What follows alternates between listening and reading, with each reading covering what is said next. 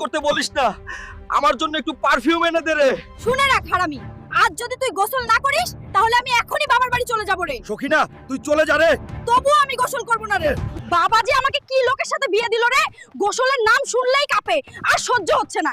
এবার দেওয়ানির কাছে গিয়ে কিছু একটা করতেই হবে। দেওয়ানি বাবু, আমাকে একটু সাহায্য করুন। আপনার লোক দুজন আমার সাথে পাঠান, আমার হালকে জোর করে গোসল করাতে হবে। ওর গা থেকে খুব দুর্গন্ধ বের হচ্ছে। গোসল করাতে লোক লাগবে না রে, আমার কাছে একটা বুদ্ধি আছে, মন দিয়ে শোন।